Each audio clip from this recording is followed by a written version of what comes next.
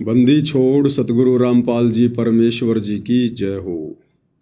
परम पिता परमात्मा सारी सृष्टि के रचनहार कुल मालिक असंख्य ब्रह्मांडों के स्वामी जगत गुरु तीनों लोकों में प्रवेश करके सबका धारण पोषण करने वाले राजाधिराज आत्माधार नाथों के नाथ देवों के देव महादेव सर्वेश्वर महेश्वर मृत्युंजय अजरो अमर आदि अनादि सनातनी प्रभु जगत पिता जगदीश्वर श्री श्री 1008 की उपाधि के वास्तविक अधिकारी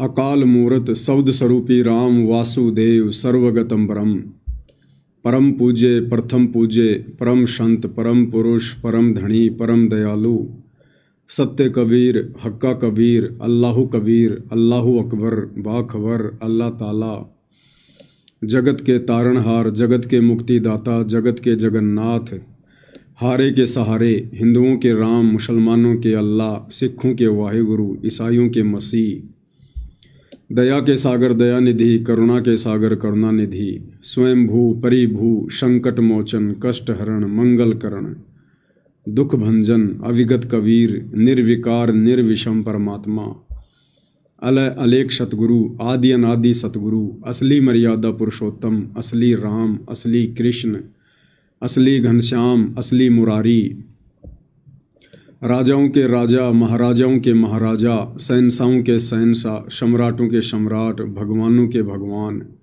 अल्लाहों के अल्लाह प्रभुओं के प्रभु मसीहाओं के मसीह सच्चे वाहिगुरु बाबाओं के बाबा पीरों के पीर सेठों के सेठ जगत सेठ सावड़सा सेठ सर्वगुण संपन्न अनंत कोटि कलाओं के स्वामी अनंत कोटि ब्रह्मांडों के नायक योगियों में महायोगी ध्यानियों में महाध्यानी सिद्धों में परम सिद्ध ज्ञानियों में तत्व ज्ञानी ब्रह्म ज्ञानी महाज्ञानी परम ज्ञानी सर्वश्रेष्ठ ज्ञानी विज्ञानी युवा कबीर समृद्ध कबीर असमवात अमित ओजा सच्चे रहनुमा करीम अल्लाह सुभान अल्लाह दुनिया के अंतिम पैगंबर 8 सितंबर 1951 से गांव धनाना जिला सोनीपत हरियाणा भारतवर्ष की पवित्र भूमि पर प्रकट रियल कल्कि भगवान श्री नारायण साकार हरि श्री बाबा साहिब नूर अनंत परमात्मा सच्चे दरवेश सच्चे बाखबर संत श्रोमणी सतगुरु रामपाल जी परमेश्वर जी के चरण कमल में साध संगति से जुड़े हुए आप और हम सभी सत्सेवक भाई बहनों का अनंत कोटि दंडवत प्रणाम। सत्साई भाई और बहनों, बहुत बड़ी दया बहुत बड़ी मेहर पूज्य गुरुदेव भगवान की परमेश्वर रामपाल जी की, जिनके शुभ आशीर्वाद से विशेष आशीर्वाद से आप और हम सभी साध संगति से जुड़े हुए सत्सेवक भाई बहन हर प्रकार से मर्यादाओं में रहते हुए संघर्ष करते हुए एक साधारण सा जीवन जीते हुए मोक्ष प्राप्ति के लिए सत भक्ति मार्ग पर गुरुदेव के अमर तत्व ज्ञान को आधार बनाकर निरंतर आगे की ओर बढ़ रहे हैं। परमपिता परमेश्वर पूज्य गुरुदेव भगवान सतगुरु रामपाल जी के विशेष आशीर्वाद के बिना भाई और बहनों इस कलयुग की पिछली पीढ़ी में इस शास्त्र अनुकूल सत भक्ति पर एक कदम भी मर्यादाओं के साथ आगे नहीं बढ़ा जा सकता। यदि गुरुदेव भगवान की विशेष रजा हम आत्माओं पर ना हो तो, अन्यथा आप जी देख ही रहे हो आए दिन सोशल मीडिया पर खुद सतगुरु रामपाल जी के वो 90% फॉलोवर जो वर्तमान में सतलोक आश्रमों से जुड़े हुए हैं, देखा देखी की भक्ति कर रहे हैं, भेड़ चाल में चल रहे हैं, उनका कोई स्टैंड नहीं है, कोई उनकी मर्यादा नहीं है, एक भी ऐसा गुरु वचन नहीं उन्होंने जिसकी धज्जियां ना उड़ाई हों। और साध संगति के माध्यम से हजारों की संख्या में वीडियो बनाए जा चुके हैं, उन भाई बहनों तक मैसेज भी पहुंच रहे हैं, वो देख भी रहे हैं समझ भी रहे हैं, उसके बावजूद भी वो सत्य का साथ देने से घबरा रहे हैं और ना ही खुद सत्य रास्ते पर चल पा रहे हैं। तो भाई और बहनों, भले ही वो आत्माएं सतगुरु की शरण में आ गई, उनके कोई पुरबले भाग थे, लेकिन उनके संस्कार अभी कमज़ोर हैं। जो वो आत्माएं सत्य पर नहीं चल पा रही हैं, भीड़ का हिस्सा बनी हुई हैं। और दूसरी तरफ साध संगति से जुड़े हुए भाई बहन हैं, किस कदर वर्तमान समय में भक्ति मार्ग पर अपनी मर्यादा बचाने के लिए फूंक फूंक के कदम रख रहे हैं, फूंक फूंक के। इतना भय, इतना डर उन्हीं आत्माओं को होता है जिन आत्माओं को ज्ञान समझ में आ जाता है, क्योंकि भय बिना भक्ति नहीं होती। और भय उत्पन्न होता है सतगुरु के ज्ञान से, तत्व ज्ञान से। और ये ज्ञान, तत्व ज्ञान उन्हीं आत्माओं के हृदय में समाता है जो सतगुरु प्रेमी आत्माएं होती हैं, जो मोक्ष की अधिकारी आत्माएं होती हैं। आजकल आप जी देख रहे हैं सोशल मीडिया पर देश दुनिया में किस कदर काल और प्रकृति अपना कहर ढा रहे हैं, किस कदर तांडव मचा हुआ है। ये विनाश की शुरुआत धीरे धीरे हो रही है। कुछ ही दिन पहले आपने पंजाब में देखा, पंजाब के अंदर क्या हालात हुए। अभी भी वहाँ लोगों का जीवन सामान्य स्थिति में आने में महीनों लगेगा, महीनों। जिंदगी भर की जोड़ी जुड़ाई संपत्ति, पशुधन, घर, मकान, गाड़ी, घोड़े, अनाज, सब कुछ उनका तबाह हो गया। जो लोग अरस पर बैठे हुए थे, कुछ ही क्षण में वो लोग फर्श पर आ गए। इसके अलावा नेपाल में आप जी ने देखा, रातों रात सरकार का तख्ता पलट हो गया, रातों रात। तो भाई और बहनों, ये उस विनाशकारी समय की शुरुआत है और ये धीरे धीरे अपनी गति को पकड़ेगी। और ये होना ही होना है भाई और बहनों, क्योंकि सारी सृष्टि के मालिक ने, कबीर देव भगवान ने, सतगुरु रामपाल जी ने जब युग परिवर्तन का समय निर्धारित कर दिया सन 2028 से, तो ज़्यादा समय तो बचा ही नहीं है, 3-3.5 वर्ष हैं। और इस युग परिवर्तन में विश्व की ज़्यादातर वो आत्माएं जो नास्तिक हैं, जो भक्ति के योग्य नहीं हैं,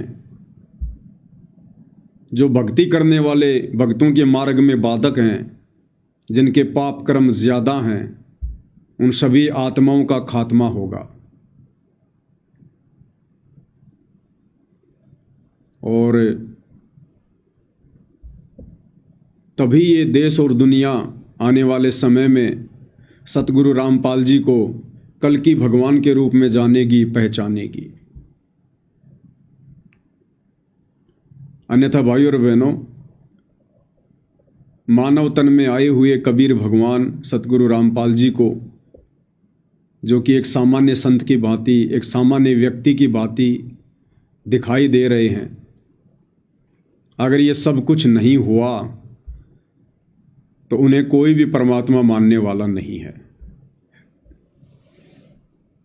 और परमात्मा जिस कार्य के लिए आते हैं, समय आने पर परमात्मा उसको सत्य भी साबित करके दिखाते हैं।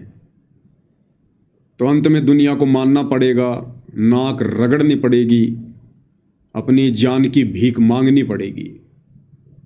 और परमेश्वर रामपाल जी की शरण के अलावा दूसरा बचाव का कोई भी रास्ता इंसानों को धरती पर दिखाई नहीं देगा। उसके लिए ये तांडव मचना बहुत ज़रूरी है, लाजमी है। इस तांडव के बीच में हम भक्तों ने शिक्षा लेनी चाहिए, हम भक्तों ने विचार करना चाहिए। हम भी इसी दुनिया में रह रहे हैं, इसी समाज का हिस्सा हैं। और जब पड़ोस में आग लगती है, आप चाहे कितने सतगुरु की शरण में हैं, भयभीत आप भी होंगे, डर आपको भी सताएगा। इसलिए आने वाले समय में जो तांडव मचेगा, भगत भी उससे अछूते नहीं रहेंगे। लेकिन जो मर्यादित आत्माएं होंगी, मर्यादित यानी जिस प्रकार से वर्तमान में साध संगति से जुड़कर सत्सेवक भाई बहन जो भक्ति कर रहे हैं, सावधानी बरतकर, ज्ञान को आधार बनाकर, गुरु को भगवान मानकर यदि हम इसी प्रकार से चलते रहे तो परमेश्वर हम आत्माओं का बाल भी बांका नहीं होने देंगे, बाल भी बांका। और दूसरी तरफ सतलोक आश्रमों से जुड़े हुए भाई बहन जो भक्ति के निकट भी नहीं हैं। देखो, एक सत्संग में गुरुदेव भगवान ने बताया कि नाम मिल जाना कोई बड़ी बात नहीं है। गुरुदेव ने बताया कि नाम प्राप्त हो जाना कोई बड़ी बात नहीं है। नाम मिलने के बाद में उस नाम के ऊपर चलना, मर्यादाओं में रहकर उस नाम की इज्जत रखना। नाम यानी शब्द, और शब्द यानी सतगुरु। अपने सतगुरु की इज्जत रखना, उस शब्द को मर्यादा में रह के सुमरण करना, जाप करना, ये सबसे बड़ी बात है। नाम तो किसी को भी मिल जाएगा, कोई बड़ी बात नहीं है। इस नाम की कोई फीस नहीं है, कोई योग्यता नहीं है। मालिक को पता है कि कितनी क्या मर्यादा निभा सकते हैं, और नाम तो परमेश्वर सहज में दे देते हैं। नाम लेने के बाद फिर धीरे धीरे उसे ज्ञान होता है, फिर वो नाम के ऊपर चलना सीखता है। तो नाम मिल जाना कोई बड़ी बात नहीं बताई गुरुदेव भगवान ने। उन्हीं के मुख कमल से सुनते हैं। इसलिए 3 मंत्र के जाप का विधान है। पहला जाप ओम है, एक मंत्र उसमें ओम है, दूसरा तत् मिलकर के ये सतनाम बनता है। इसी को अजप्पा जाप भी कहते हैं, जो श्वासों से सिमरण होता है। ये तत् शब्द तत् मंत्र जो है गुप्त है, ये सांकेतिक है, और सत मंत्र भी सांकेतिक है। ये 2 मंत्र देने का किसी को अधिकार नहीं है। ओम नाम का जाप भी पूरे संत, पूरे ऋषि ही को अधिकार होता है। वो पूर्व परम, वो यहाँ का परम शक्ति होता है। क्या कह रहे हैं परमात्मा? एक छोटा सा पॉइंट और आ गया बीच में गुरुदेव भगवान की महिमा में। क्या कह रहे हैं गुरुदेव कि ओम नाम भी, ये जो ओम नाम है जो ब्रह्म का, ये भी कोई सामान्य संत, सामान्य व्यक्ति नहीं दे सकता है। इस ओम नाम का जाप देने का अधिकारी भी कौन होगा? जो यहाँ की परम शक्ति होगा। यहाँ की परम शक्ति, 21 ब्रह्मांड की परम शक्ति। तो भाई और बहनों, आज ओम नाम का जाप देने के अधिकारी इस पृथ्वी पर कौन है? आप और हमें तो भली भांति पता है, परमेश्वर रामपाल जी हैं। इनके अलावा तो कोई नाम देने का अधिकारी है ही नहीं संसार में। ये जितने भी आचार्य, शंकराचार्य, संत, महंत, ये सब केवल अपने जीवन को नरक के रास्ते पर लेके जा रहे हैं और अपने फॉलोअर के जीवन को नरक के रास्ते पर लेके जा रहे हैं। इन्हें अधिकार है ही नहीं किसी को दीक्षा देने का। ओम नाम की दीक्षा देने का अधिकारी भी वही है जो यहाँ की परम शक्ति हो। तो आज पूरे विश्व में ओम नाम देने के अधिकारी भी सतगुरु रामपाल जी हैं। तो यहाँ की परम शक्ति कौन हुई? सतगुरु रामपाल जी। अब आप कहोगे 21 ब्रह्मांड की परम शक्ति तो भाई काल है, ब्रह्म है, फिर सतगुरु रामपाल जी कैसे? ये ओम नाम कोई ब्रह्म ने पैदा थोड़ी किया है कि भाई मेरा ओम नाम है, तुम इसका जाप करो। ये ओम नाम उसको दिया किसने? असल में ओमकार कौन है? सबसे बड़ा ओम कौन है? ओमकार कौन है? आप और हम सभी भगत भाई बहन दोपहर के समय परमेश्वर की असुर निकंदन रमेणी करते हैं, और रमेणी में मंगलाचरण के बाद में सबसे पहली लाइन क्या आती है? सत्य पुरुष समरथ ओंकारा। सत्य पुरुष समरथ ओंकारा, और सबसे बड़ा ओम भी कबीर भगवान है, सत्य पुरुष है, अदली पुरुष कबीर हमारा। इस ब्रह्म को, काल को, ज्योति निरंजन को ओम नाम किसने दिया? कबीर भगवान सतगुरु रामपाल जी ने दिया। इसलिए गुरुदेव भगवान कह रहे कि ओम नाम देने का अधिकारी भी यहाँ की परम शक्ति है, कोई ओम नाम नहीं दे सकता। ये सत्य पुरुष समरथ ओंकारा, अदली पुरुष कबीर हमारा। तो क्या कह रहे हैं गुरुदेव कि ओम नाम देने का अधिकारी भी यहाँ की परम शक्ति होती है, अर्थात सतगुरु रामपाल जी ही परम शक्ति हैं तीनों लोकों में। ये तो केवल इनके नौकर हैं। 21 ब्रह्मांड का स्वामी काल, एक नौकर बैठा रखा गुरुदेव भगवान ने यहाँ। 7 संख ब्रह्मांड का स्वामी अक्षर पुरुष, एक नौकर बैठा रखा गुरुदेव ने। इसी असुर निकंदन रमणी में गुरुदेव भगवान क्या कहते हैं? परमात्मा कहते हैं कि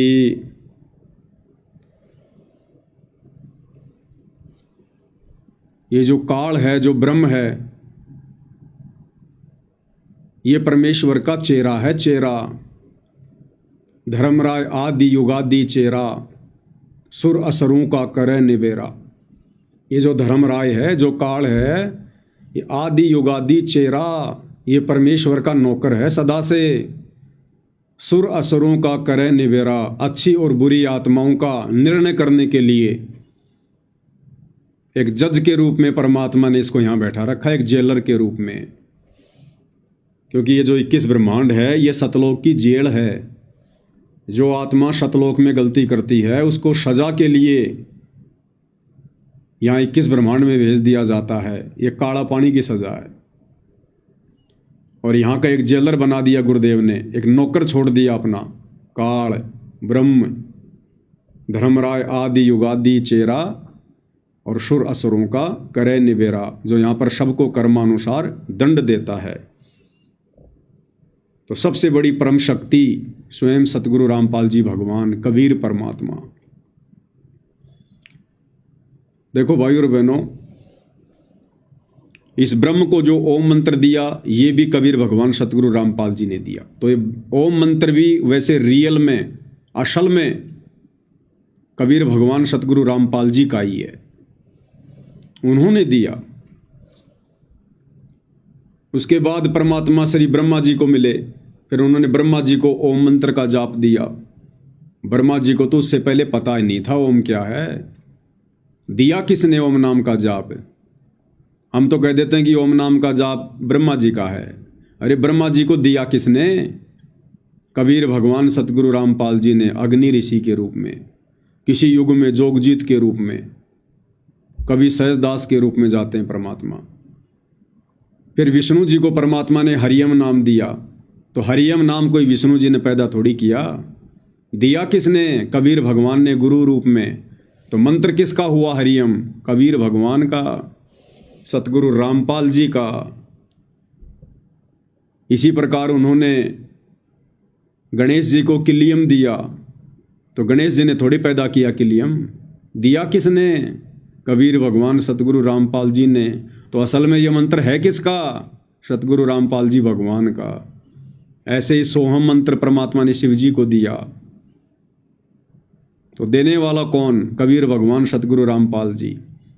तो भाइयों और बहनों, जिसको शतनाम मिला हुआ है वो भाई बहन प्रथम नाम को हल्के में ना लें कि भाई ये प्रथम नाम तो देवी देवताओं के हैं।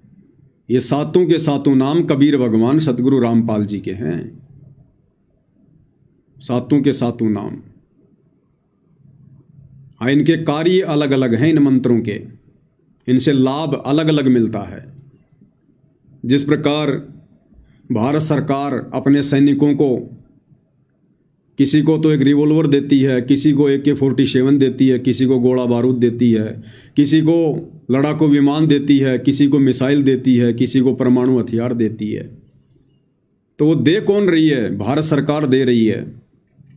अब वो पिस्तौल अपने लेवल का काम करेगी, परमाणु बम अपने लेवल का काम करेगा, लड़ाकू विमान अपने लेवल का काम करेगा, और उनको चलाने वाले भी अलग अलग होंगे। वो भारत सरकार नहीं चलाएगी, जिनको अधिकारी नियुक्त किया गया है वो लोग उनका प्रयोग करेंगे।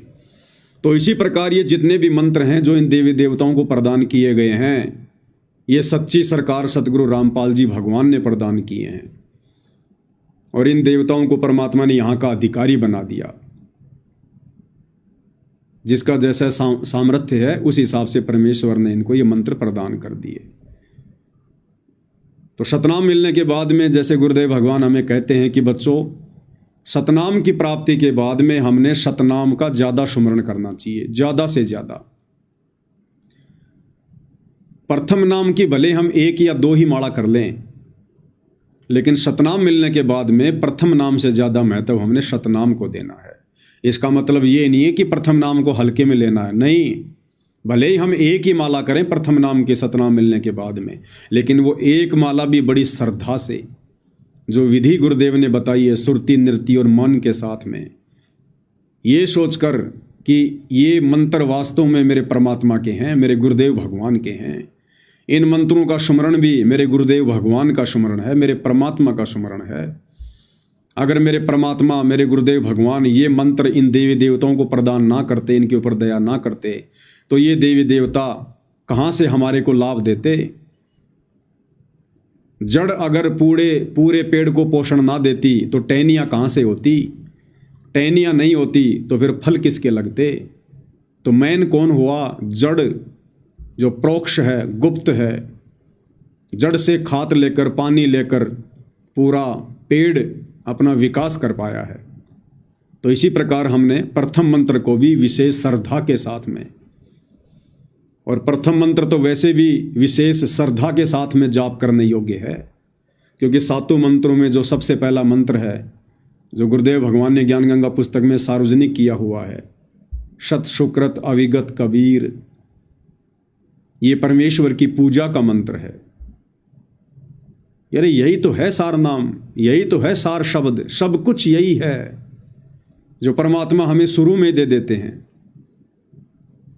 भाई परमात्मा एक है, उनका मंत्र भी एक ही है, और गुरुदेव ने स्पष्ट कर ही दिया है। वैसे जब जब भूल पड़े पुस्तक में और गरीबदास जी की वाणियों में तो खुल के परमात्मा ने कह दिया कि यो सार शब्द सतगुरु कबीर है, यो सार शब्द सतगुरु कबीर है। तो सतगुरु कबीर कौन है बताओ? आज हमारे गुरुदेव भगवान ही तो हैं सतगुरु कबीर। और कबीर उनके शरीर का नाम थोड़ी है, कबीर उनके शरीर का नाम नहीं है। शरीर तो आप और हमारे हैं, परमात्मा का शरीर थोड़ी है। आप और हमारी तरह हाड़ मांस का शरीर थोड़ी है जो उनके शरीर का नाम होगा कबीर। कबीर उनकी मुक्ति का नाम है, मोक्ष मंत्र है, ये सार शब्द है। ये कबीर यानी गुरुदेव भगवान सतगुरु रामपाल जी। जैसे गुरुदेव सत्संग में कहते हैं कि इस कबीर नाम को यदि आपने वैसे भी स्वाभाविक भी कभी जाप कर लिया तो भी आप पुण्य के भागी बनते हैं। इस कबीर नाम को यदि आपने वैसे भी जाप कर लिया, मुंह से बोल दिया, तो भी हमारे पुण्य बनते हैं, पुण्य। जैसे कि बर्फ को यदि हमने गलती से हाथ लगा दिया वो ठंड की देगी, अग्नि में यदि हमने गलती से हाथ डाल दिया वो जलाएगी। इसी प्रकार कबीर परमेश्वर के मोक्ष मंत्र, कबीर का ये गुण है, स्वभाव है। यदि वैसे भी कोई इस मंत्र का जाप कर लेगा तो भी वो पुण्य का भागी बनेगा। चाहे किसी ने अपने बेटे का नाम रखा है कबीर, भले वो उसको अपने बेटे के रूप में पुकार रहा है, ए कबीर, कहाँ रे कबीर, कबीर कहाँ गया, तो भी उस नाम का जाप करने से वो पुण्य का भागी बन रहा है, अनजाने में भी। इसीलिए भगवान ने अपना वैदिक नाम रखा कबीर देव। कि ये नालायक वैसे तो मुझे परमात्मा नहीं मानेंगे, लेकिन मेरी कहीं चर्चा करेंगे और कहेंगे कि हमारे गुरुजी का नाम है कबीर। अरे तुम्हारे गुरुजी का क्या नाम है? कबीर। तो बार बार इस कबीर का नाम लेने से भी ये पुण्य के भागी बनेंगे, पुण्य के भागी। इसलिए सत्य पुरुष ने, परम अक्षर ब्रह्म ने अपना वैदिक नाम रखा कबीर। तो प्रथम मंत्र में सबसे पहला जो नाम है यही तो परमेश्वर की मुक्ति का नाम है, मोक्ष मंत्र है ये। ज्ञान गंगा पुस्तक में परमात्मा ने साफ साफ लिखा हुआ है कि सत सुकृत अविगत कबीर, ये परमात्मा की पूजा का मंत्र है। पूजा, ये पूजा है परमात्मा की। तो प्रथम नाम को हमने हल्के में नहीं लेना चाहिए, विशेष श्रद्धा के साथ में हम भगत भाई बहनों ने अपने गुरुदेव की आदेश की पालना करते हुए इसको सुमरण करना चाहिए। और शतनाम मिलने के बाद में फिर हमने शतनाम को ज़्यादा महत्व देना है। ज़्यादा महत्व देने का मतलब सुमरण ज़्यादा करना है। इम्पोर्टेंस तो दोनों की बराबर है, लेकिन फिर हमने सुमरण ज़्यादा शतनाम का करना है, क्योंकि सतनाम के जाप से फिर हमारे कुछ विशेष जो पाप कर्म है वो कटने शुरू हो जाते हैं। तो परमात्मा यहाँ क्या कह रहे हैं कि ये ओम मंत्र देने का अधिकारी भी यहाँ की परम शक्ति है, परम शक्ति। तो देख लो आज वर्तमान में ओम नाम का जाप कौन दे रहा है, तो हमारे गुरुदेव भगवान कौन हुए। भाई और बहनों, प्रमाण ही प्रमाण हैं, सबूत ही सबूत हैं, लेकिन हैं सारे संकेतों में, हैं सारे संकेतों में। इसलिए गुरुदेव भगवान कहते हैं, सब सुमरे अपने अनुमाना तो गति लखी न जाए, और कहे कबीर कृपया कर जन पर ज्यों की त्यों समझाए। अपने अपने हिसाब से ज्ञानी बनेंगे तो कुछ नहीं समझ पाएंगे। जिस पर गुरुदेव भगवान रजा करेंगे वही आत्मा समझ सकती है, समझा सकती है। तो क्या कह रहे हैं गुरुदेव, ओम नाम का जाप देने का अधिकारी कौन है? पूरे ऋषि ही को अधिकार होता है।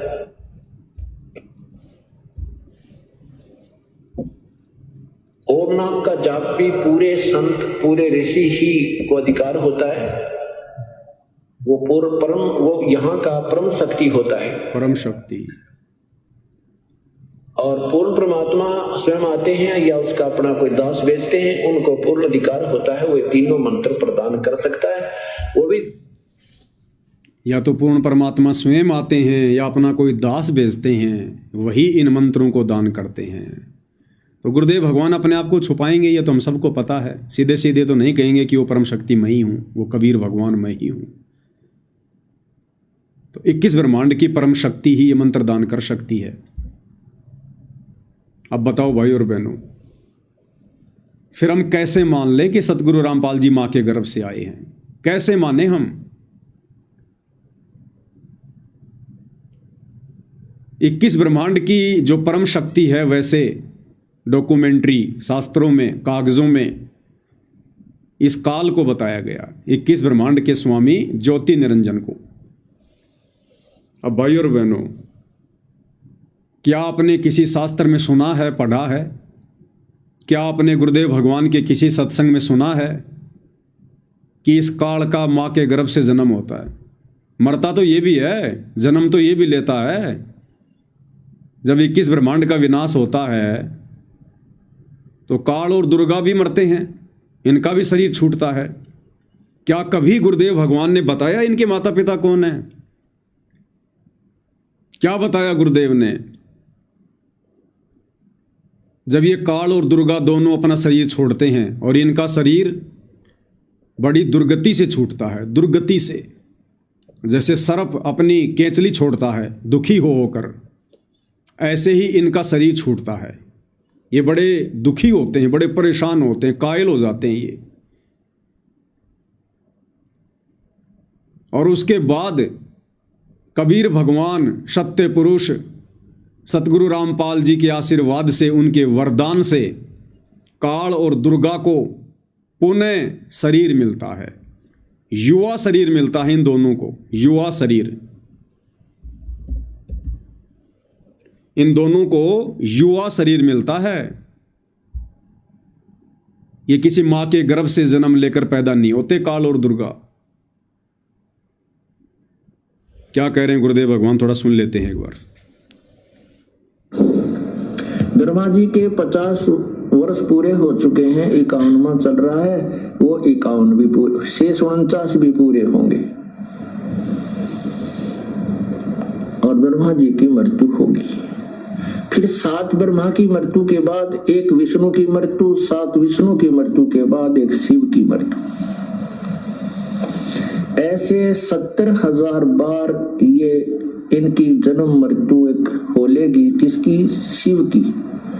तो उस समय 49,000 बार तो विष्णु मर चुका होगा, और 49 को 7 से गुणा कर लो, 3 अरब कुछ 63 बार जो है ये ब्रह्मा मर चुका होगा। तब एक ब्रह्मांड नष्ट होगा और ब्रह्मलोक में रहने वाला ये काल मरेगा, ये इसकी मृत्यु होगी।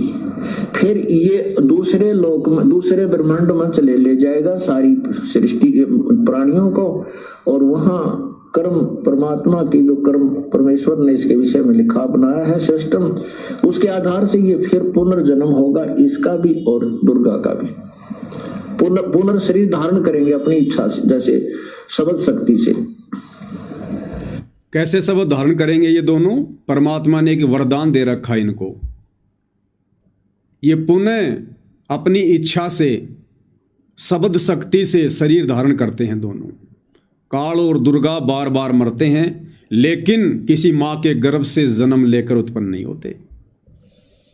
अब सोचो भाई और बहनों, 21 ब्रह्मांड की परम शक्ति काल और दुर्गा, जब ये काल भी मां के गर्भ से जन्म लेकर पैदा नहीं होता, जन्म नहीं लेता, तो सतगुरु रामपाल जी भगवान जो इस काल के बंध से हमें छुड़वाएंगे, छुड़वाने के लिए आए हैं। अरे काल के बंध से कौन छुड़वा सकता है? जो काल से बड़ा होगा, जो काल से परम शक्ति होगी, काल से सर्वश्रेष्ठ जो शक्ति होगी, वही तो हमें काल के जाल से मुक्त करवाएगा। और जब ये काल ही मां के गर्भ से जन्म लेकर उत्पन्न नहीं होता, तो वो परम शक्ति सतगुरु रामपाल जी भगवान जो काल के सिर पर पैर रखवा कर हमें शतलोक लेकर जाएंगे, क्या वे सतगुरु रामपाल जी भगवान मां के गर्भ से जन्म लेकर आएंगे? ये कॉमन सेंस की बात है, कॉमन सेंस की बात है। इससे भी हमारा विश्वास दृढ़ होना चाहिए कि गुरुदेव भगवान भले अपने आप को छुपाकर कुछ भी कहें कि मेरा तो जन्म हुआ है, मेरा किसान परिवार में जन्म हुआ है, मेरी माता जी का नाम इंद्रो देवी है, मेरे पिताजी का नाम नंदराम है, वे चाहे कुछ भी कहें, जो मर्जी कहें, लेकिन आप और हमारे लिए क्या गाइडलाइन है? आप और हमारे लिए गाइडलाइन है कि गुरु मानुष कर जानते वो नर कहिए अंध, ओए दुखी संसार में आगे काल के फंदे। आप और हमने गुरु को मानुष मानने की गलती नहीं करनी, क्योंकि जो मां से जन्म लेता है उसको मानुष कहते हैं। तो विचार करने की बात है, जब ये काल ही मां के गर्भ से जन्म नहीं लेता, ये दुर्गा ही मां के गर्भ से जन्म नहीं लेती, तो काल और दुर्गा से ऊपर जो परम शक्ति, जो इस ओम नाम के जाप को देने की अधिकारी है, इस ब्रह्मांड की परम शक्ति, क्या वो मां के गर्भ से जन्म लेकर आएगा? इसलिए जो भगत भाई बहन अपने गुरुजी के विषय में ऐसी घटिया सोच रखते हैं कि गुरुजी का जन्म हुआ है, वो भक्ति योग्य भगत नहीं है, वो भक्ति योग्य प्राणी नहीं है, मोक्ष के अधिकारी प्राणी नहीं है वो। तो परमेश्वर ने क्लियर किया है, बिल्कुल सत्संगों में सारे भेद छुपा रखे हैं गुरुदेव भगवान ने, कोई कमी नहीं छोड़ रखी मालिक ने। तो क्या कह रहे हैं परमात्मा? पूरे संत, पूरे ऋषि ही को अधिकार होता है, वो पूर्व परम, वो यहाँ का परम शक्ति होता है, परम शक्ति। और पूर्ण परमात्मा स्वयं आते हैं या उसका अपना कोई दास भेजते हैं, उनको पूर्ण अधिकार होता है, वो तीनों मंत्र प्रदान कर सकता है, वो भी जिसको आदेश प्रभु का हो। अन्य के द्वारा ये 3 मंत्र भी अगर कोई प्राप्त करता है तो भी वो पार नहीं हो सकता। इन तीनों मंत्रों के प्राप्त होने के उपरांत भी अगर कोई आप मर्यादा भंग कर दोगे, नियम में नहीं रहोगे, तो भी आप फेल हो जाओगे। ऐसा तीनों मंत्र प्राप्त करने के बाद भी यदि आप कोई नियम भंग कर दोगे, मर्यादा तोड़ दोगे, आपकी श्रद्धा में कोई कमी रही, यदि आपने गुरु को मानुष माना, गुरु के अलावा किसी और में परमात्मा देखा, तो भी हम यहीं रह जाएंगे। और आगे फिर गुरु जी क्या कह रहे हैं? परमेश्वर कह रहे हैं कि नाम मिल जाना कोई बड़ी बात नहीं है, एक बार अपॉइंटमेंट होगी तो फिर वो डिसमिस ना होगा। तो ये अनजानपने हम कर करके अभी फेल होते रहे। हमने अंतिम श्वास तक मर्यादा में रहते हुए अपनी मजदूरी करनी है, तभी हमें ये मजदूरी का प्रतिफल मिलेगा, नहीं तो अब्सेंट लग जाएंगी और तनख्वाह मिलेगी उस दिन बहुत कम पैसे मिलेंगे। इसलिए हमें सावधानी बहुत रखनी पड़ेगी। नाम ले लेना कोई बड़ी बात नहीं। क्या कह रहे हैं गुरुदेव? नाम ले लेना कोई बड़ी बात नहीं। ध्यान से सुन लो, बहुत रखनी पड़ेगी। नाम ले लेना कोई बड़ी बात नहीं, क्योंकि आपके पुण्य बहुत अच्छे हैं जो परमात्मा ने स्वीकार किया। उपदेश मिल गया, उसके बाद मर्यादा बहुत जरूरी है, बहुत आवश्यक है। मर्यादा में नहीं रहे तो सारा काम फिर बिगड़ जाएगा। जैसे माता गर्भ को रखे यत्न बनावे, ठेस लगे तक क्षीण होवे, तेरी ऐसे भक्ति जावे। अब भाई और बहनों, पूज्य गुरुदेव भगवान भी बार बार अपने प्रवचनों में मर्यादा के ही पीछे पड़े रहते हैं, मर्यादा के पीछे जोर देते हैं कि बच्चों नाम कोई बड़ी बात नहीं है, नाम कोई बड़ी बात नहीं है। नाम लेकर यदि तुमने मर्यादा नहीं निभाई तो तुम्हारा बना बनाया खेल बिगड़ जाएगा। और दूसरी तरफ ये काल भी भाई और बहनों मर्यादा तुड़वाने के ही पीछे पड़े रहता है। इस काल को भी यही चिंता है, जिस प्रकार सतगुरु को चिंता है कि ये आत्माएं मर्यादा ना तोड़ दें, मर्यादा ना तोड़ दें, इसी प्रकार काल को भी यही चिंता है कि ये आत्माएं मर्यादा में रह के भक्ति ना कर लें, मर्यादा में रह के भक्ति ना कर लें। कैसे मैं इनका समय बर्बाद करवाऊं, कैसे मैं इनकी श्वासें बर्बाद करवाऊं, कैसे मैं इनकी मर्यादाएं तोड़वाऊं। काल इसी बात के पीछे लगा रहता है और यही हम भगत भाई बहनों ने सावधानी बरतनी पड़ेगी वर्तमान में। तो दास कह रहा था कि सतलोक आश्रमों से जुड़े हुए भाई बहन ये भक्ति के निकट भी नहीं है। भले इन्होंने नाम दीक्षा ले रखी है, सार नाम भी ले रखा है, शतनाम भी ले रखा है, लेकिन अभी गुरुदेव भगवान ने क्या बताया कि नाम ले लेना कोई बड़ी बात नहीं है। उसके बाद तो मर्यादा, गुरु वचन, श्रद्धा, समर्पण, भगत के 16 श्रृंगार, 16 आभूषण, उसके बाद तो जी जान लगानी पड़ती है, बुद्धि, विवेक, और इन सब चीज़ों का अकाल पड़ा हुआ है, अकाल आश्रम से जुड़े भाई बहनों में। और इस परीक्षा के समय में, इस भक्ति के समय में आप और हमने श्वासों का ज़्यादा से ज़्यादा सदुपयोग सुमरण में, भक्ति में करना था। और काल कहाँ करवा रहा है? एक छोटा सा वीडियो दिखाते हैं आपको। यह छोटा सा वीडियो है हरियाणा के रोहतक का। और क्या हो रहा है यहाँ पर? संत रामपाल जी के सतलोक आश्रमों से जुड़े हुए फॉलोवर सड़कें साफ कर रहे हैं, कचरा साफ कर रहे हैं, मिट्टी साफ कर रहे हैं, झाड़ू ले लेके, जैसे बाबा राम रहीम की संगत किया करती थी। अरे बाबा राम रहीम की संगत तो कर सकती है, कोई बड़ी बात नहीं है, क्योंकि उनके पास में सतनाम नहीं है, उनको सतलोक नहीं जाना, उनके गुरु तत्वज्ञानी नहीं है, उनके गुरु ने उन आत्माओं को श्वासों की और समय की कीमत नहीं समझाई। तो वो आत्माएं तो कर सकती हैं ये काम समाज की वाहवाही लूटने के लिए, लेकिन सतगुरु रामपाल जी परमेश्वर जी के भक्ति मार्ग में ये फालतू के कार्य करना, ये भक्ति नियमों के विरुद्ध है। परमेश्वर सतलोक से चलकर हमारे से रोड़े साफ करवाने के लिए नहीं आए। देखिएगा किस प्रकार से अपनी अज्ञानता का प्रमाण दे रहे हैं, मूर्खता का प्रमाण दे रहे हैं। सतगुरुदेव जी की जय। परमात्मा की कृपा से आज रोहतक के जीन चौक पर संत रामपाल जी महाराज जी के अनुयायियों के द्वारा सफाई अभियान चलाया जा रहा है, जिसमें बड़ी तादाद में माताएं बहनें भी हैं और भगत भी आए हुए हैं और बहुत जोरों शोरों से सफाई अभियान चलाया जा रहा है ताकि लोगों में भी सफाई को लेकर, स्वच्छता को लेकर और समाज सेवा को लेकर एक जागरूकता फैल सके। तो संत रामपाल जी महाराज के अनुयायी जहां भी समाज सेवा का अवसर होता है सबसे अग्रणी रहते हैं और समाज सेवा करके समाज के प्रति अपनी जिम्मेदारी भी निभाते हैं।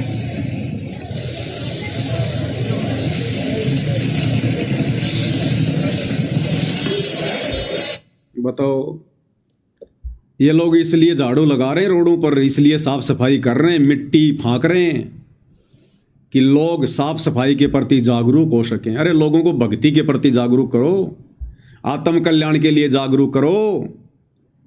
ये मिट्टी तो एक दिन बाद में फिर रोड पर जमा हो जाएगी, ये कोई परमानेंट सफाई नहीं हो रही। ये तो 2-4 घंटे के बाद में, 1-2 दिन के बाद में ये मिट्टी तो फिर से रोड पे आ जाएगी, फिर जाओगे तुम सफाई करने। यही काम करते रहोगे तुम सारी जिंदगी, अपना ये अनमोल समय और श्रम से ये धूल फांकने में बर्बाद करोगे क्या? अरे ये काम सरकार के हैं, नगर पालिका के हैं, नगर निगम के हैं। सरकार जनता से टैक्स लेती है सफाई के लिए, रोडें बनाने के लिए, बिजली के लिए, और ये कार्य ये मंदबुद्धि लोग कर रहे हैं। अगर तुम इतने ही जागरूक हो सफाई के प्रति तो रोजाना जाके झाड़ू लगाओ ना। ले लो सारे सरकार का ठेका, तुम्हें ले लो झाड़ू का, पूरे शहर का ठेका तुम्हें ले लो साफ सफाई करने का, क्योंकि भक्ति तो तुम्हारे को करनी नहीं है, बकवास तुम्हारे को अच्छी लगती है। तो काल भाई और बहनों, देखो इन आत्माओं से कहां समय का दुरुपयोग करवा रहा है, ये सफाई करवा के क्या मिलेगा इनको? सफाई करके शहर में रोजाना सफाई होती है, गाड़ियां आती हैं सरकार की कचरा उठाने के लिए, और एक दिन की सफाई से क्या भला हो जाएगा? लेकिन इनका कितना बड़ा नुकसान हो गया। उस शहर का तो भला हो ना हो, लेकिन इन आत्माओं का कितना बड़ा नुकसान हो गया। एक एक श्वास की कीमत है, एक एक श्वास की कीमत है। इसलिए भाई और बहनों, दास बार बार कहता है कि ये लोग भक्ति के निकट भी नहीं है, भक्ति के निकट भी। अभी ये लोग मान बढ़ाई में फंसे हुए हैं, अहंकार में फंसे हुए हैं, पब्लिसिटी में फंसे हुए हैं। मर्यादा इन सब की टूटी हुई है, बुद्धि पे इनके काल बैठा है, ढंग का काम कोई करने नहीं देगा। और देख लो इस अनमोल समय का किस प्रकार से काल दुरुपयोग करवा रहा है। इसके अलावा एक छोटा सा वीडियो और दिखाते हैं आपको। हरियाणा के कुछ जिलों में बाढ़ आई हुई है। 2-3 गांव बताए, उनमें एक ये गुराना है, एक डुराना गांव है। इसमें भी बाढ़ का पानी आया हुआ है।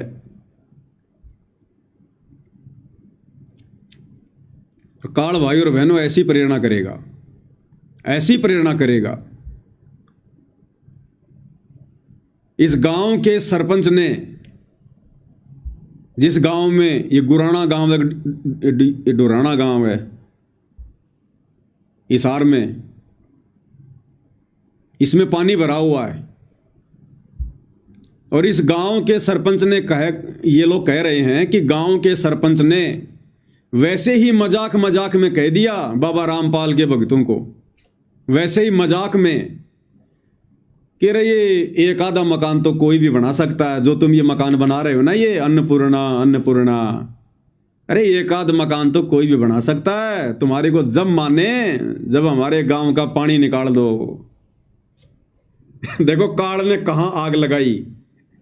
काल भाई और बहनों ऐसे सूक्ष्म चाल चलता है।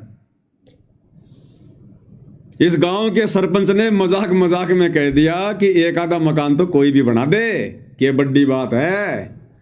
ये तो बाबा राम रहीम ने भी बहुत बनाए।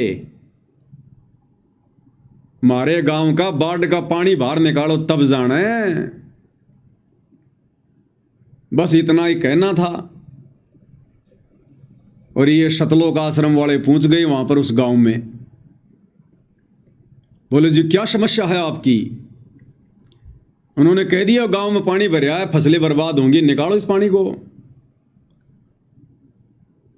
तो ये क्या कह रहा है